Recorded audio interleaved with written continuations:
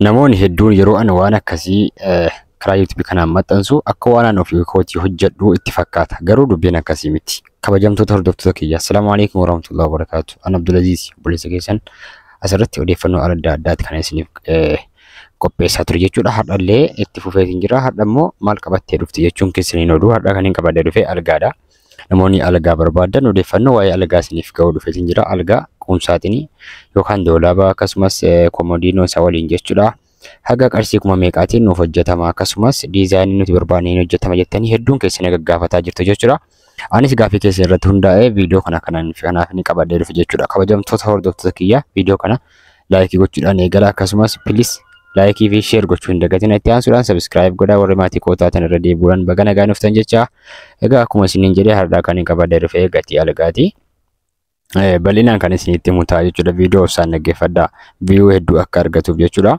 An suuraa sooshaal miidiyaadhaan fakkeenya godhadhee kanaaf immoo isin diizaayinas keessa jiru filattanii yoo hojjechifachuu barbaadan diizaayinas keessatti agartan kan isinitti yoo jiraate keessaa iskiriinshoot gootanii ajajachuu dandeessu. Akkaataa naannoo keessaniitiin gatiin isaa wal caala waan ta'eef ani amma kan naannoo kanatti hojjetamu muraasa isaa gatii isaa meeqa akka ta'e kan isinitti mutaa jechuudha. Haga xumuraatti na waliin tura.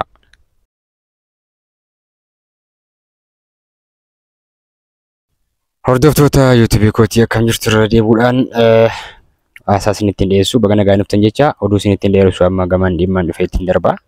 Amma akkuma jalqaba isinitti himee har'a kan hin qabadee dhufe algaadha. Namoonni hedduun kan na gaafatan algaa nuuf dhiyeessi akkasumas gatiin algaa meeqaa hojjechifachuun barbaadeetu ani kan bakka jiru naannoo jiru hundeeffadhatan isinitti hima odeeffannoo isaa jechuudha. Yeroo darbee isin maxxanseetiin ture algaa namoonni barbaadan akkaataa filannoo keessaniitiin wal caala. Algaan gatiin isaa gadi aanaa jira, ol aanaa jira. Zabanaawii algaa jira jechuudha. Kan bukkee kanaan illee akka saaxinii qabu jala waa kaachuu dandeessan jechuudha. Hedduutu jira tokko miti jechuudha. Kanaaf iyyuu isin filannoo keessa yoo tokko gootan achirratti gatii walii galama jechuudha. Fakkeenyaaf asii akka magaalaa Aggaaroo kanatti jechuudha. Yeroo ammaa kana algaa baay'ee bareedaa ta'e tokko hojjechiisuuf haga qarshii 35,000ti algaan qofti jechuudha. Komodiinoo tokko yookaan lama biraa qaba jechuudha.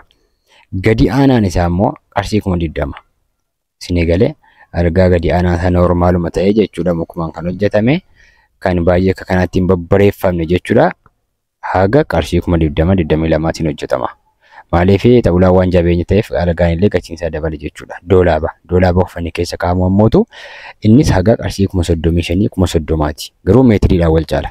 Abbaa barrii 2 jira, abbaa barrii 3 jira, abbaa barrii 4 jira. Akkaataa saalooniitti kan namni hojjechiifatu jechuudha. Fakkeenyaaf kilaasii mana keessaa jechuudha saaloonii dhifama. Saaloonii miti kilaasii manyeetaa keessoon isaa yoo guddaa ta'e fakkeenyaaf gartokkee kilaasii achi bayyaa dhaabbatu algaatti aane jechuudha dhaabbatu yoo ta'e abbaa barrii 4tu barbaachisa. Inni garuu guddiidha. Haga qarshii 40,000-50,000 dhaquu ni danda'a jechuudha. Akkuma isiniin jedhee akkaataa hojii isaatiin wal dhaba jechuudha. Isinii galee akkaataa hojii isaatiin kan wal dhabuudha jechuudha hordoftoota kiyya. Kanaaf iyyuu maal jechuun barbaade algaa tokko hojjechiifachuuf algaa qofitee fakkeenyaaf algaa meetira kaamsaa yookaan ammoo garaan isaa meetira 1 kan ta'e namoota qaqalloo akka kootiitii fi kan ta'u jaarsaa jaartii yoo qaqalloo taatan akka koo yoo qaqallattan jechuudha meetira kaamsaan isin ga'a.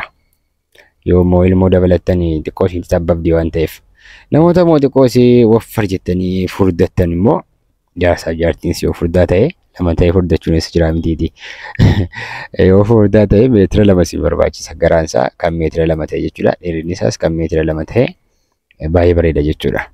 Isinii galee isin meetirii kaamsaa jedhamtu yookaan ammoo garaan si meetira 1 jedhamtu hin qallatti yaa'u baay'ee miti jechuudha.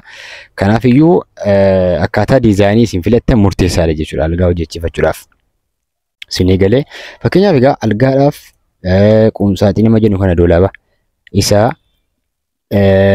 maqaan isaa isa mastaawotii bukkee algaa ta'uu sana mastaawotii qabu sana maal jettan maqaa isaanii hin beeku bada. Isa dabalatee algaa doolaaba dabalatee yoo xiqqaate haga qarshii 75,000 isin gaafata. Biyaansi jechuudha. Fakkeenyaaf algaaf doolaabii qoftinuu haga qarshii 60,000ti. Doolaaba abbaa barrii 2 tokko jedhee algaa meetira kaamsaa yookaan immoo meetira 2 tokko jedhee jechuudha. Haga qarshii 60,000tiin hojjechiifachuu dandeessu. Asumaan ammoo namoonni hojjechiifachuu barbaadan naquun namuu isin dandeessu jechuudha. Isinii galee lakkoofsa yookaan WhatsAppii asirraan isiniif ka'a. Algaa hojjechiifachuu namoonni barbaadan isiniif hojjechiisuu danda'an akkuma beektan ammaan dura waa hedduu isiniif godhaasin ture warri beektan hin beektu. Warri qodaa adda addaa bitanii manatti geessuu ta'es kan akka carqii arabiyaa majlisii baay'inaan hojjetaatiin ture jechuudha. Asumaan waan inni naaf danda'ame irratti ani isin gargaaruuf qophiidha. Isiniif galee naquunnamuu dandeessu jechuudha. Fakkeenyaaf biyya alaa jirtu waan ta'eef algaan hojjechifachuu barbaaddan yookaan ammoo warras dhiyootti galtan amma gaafa isin galtanuttis ji'a 2-3 hojjetamee acha taa'uu yoo barbaaddan taa'uu ni danda'a rakkoon qabu jechuudha. Qabdiin kennamee hojjetama waan ta'eef. Kanaafiyyuu namoonni barbaadan lakkoofsa WhatsApp asirra isiniif kaa'uun naquunnamaa akkaataa walii galteetiin isiniif ni hojjechiifamaa jechuudha. Isiniif galee akkasii hordoftoota kiyya kabajamoo salphumatti gaa algaa tokko hojjechiifachuudhaaf 30,035 qopheeffadha. Algaa bareedaa istaandardii isaa eeggate tokko yoo barbaadan jechuudha. Isiniif galee doolaabii isaa wajjin doolaaba abbaa barrii 3 yookaan barrii 4 wajjin haga 60,000 yoo xiqqaate 60-65 garuu naannoo irratti wal dhabu qaba gatiin kun. Yeroo hunda wantan isin hubachiisuu barbaadu kan naannoo Oromiyaa hunda yookaan ammoo kan Itoophiyaa hunda bakka bu'ee isinitti himaan jiru. Baay'ee wal caalaa. Bakki itti baay'ee wal caalus jira. Bakki itti immoo bucuusii wal caalus jira. Biyyaansi amma haga qarshii 1,000, 2,000, 3,000, 4,000, 5 wal caaluu danda'a naannoo irratti jechuudha. Fakkeenyaaf gara baadiyyaatti yoo achi siqee magaalaarraa gara baadiyyaatti yoo achi siqee haga qarshii 5,000, 2,000, 4,000 haala kanaan wal caaluu danda'a jechuudha. Maaliif tokko miti waan ta'eef wanti hundi jechuudha. Kanaafiyyuu kanan isinitti himu kan naannoon jiru kana bakka bu'ee yookaan ammoo wabeeffadheetan odeeffannoo isiniin gahaa jechuudha. Kabajamtoota hordoftoota kiyya. Egaa akkuma beektan asirratti odeeffannoolee adda addaa hedduu isiniin maxxanseetiin jira. Seentanii daawwachuu hin dagatina. Lama nan gaafatinaati waan gadhiisu tartiibaan osoo daawwattanii hiriyoottan keessaniif illee sheerii gootanii odeeffannoo ani isiniif kennu kun odeeffannoo baay'ee isiniif murteessaadha. Baay'ee odeeffannoo isin fayyadudha. Keessattuu faatochi shamarran biyya alaa jirtan jechuudha. Isin fayyada. Odeeffannoo ani isiniif gadhiisu kun hedduu tokko isiniif murteessaadha. Akkuma beektan yeroo hedduu wanta isinitti deddeebi'ee isinitti himu akkasumas yaadachiisu nama keenya yeroo waa gaafattan yookaan ammoo maatii keessa yeroo waa gaafattan dhugaa isinitti himanu. Dhugaa rabbii dhugaa isinitti himanu. Mata kudhan gada koomenti jalatti maal jetti? Ashawaa makiinaan tokko qarshii 100 naan jedhanii jetti. Ashawaa makiinaan tokko akkamitti qarshii 100 ta'e? Fakkeenyaaf jechuudha. Kanaafiyyuu namni keenya 100% dhibbaatti odeeffannoo dhugaa isinitti hin himu jechuudha. Isiniif galee isin biyya Arabaa jirtu akka waan birreen achi lafa ammaaramoo itti fakkaata waan ta'eef odeeffannoo dhugaa hin argattanu. Kan sababa kanaatiifan odeeffannoo sirrii ta'e asirratti isiniif qoodaa jechuudha. Dhiifama naaf godhaa. Horitti gammaddan gammadaa. Horitti hin gammannes mirga keessani. Garuu odeeffannoo asirratti isiniif gadhiisu guutummaan guutuutti isin fayyaduu baatus amma tokko parsantii 95-80 isin fayyada. Isiniif galee dhugaan isiniin jedha. Kanaaf itti fayyadamaa. Like, share waliif godhaa.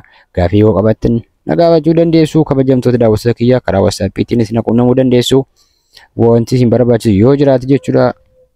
Kan hin jiraadhu magaalaa Aggaarooti. Kan magaalaa Aggaaroo akkasi haalaan isin odeessaa oole kanaan jechuudha. Kanaafiyyuu kan naannoo Oromiyaa hunda yookaan ammoo kan naannoo Itoophiyaa hunda beekuu hin danda'u jechuudha. Dhiifamaa wajjiniin. Kanaafiyyuu sagantaan addaa asumatti goolabaa. Gaafii biraa yoo qabaattan na gaafadhaa. Sagantaa biraatiin kan walitti deebinu ta'a jechuudha. Waan dhaggeeffattaniif galatoomaa. Like, share godhaa. Aggaaroo post filannoo keessan ta'u odeeffannoo adda addaa argattu. Asumaan immoo namoonni carqii arabiyaa majlisiis barbaadan naquunnamaa waan biraallee yoo bitachuu barbaadan naquunnamaa waan bitamee maatiitti isiniif dhabu jechuudha. Kanaafiyyuu sagantaa biraatti kan walitti deebinu ta'a jechuudha. Yeroo gaarii isiniif ta'u isinan jaalladha hunda keessaniyyuu galatoomaa. Nagaan jiraadhaa.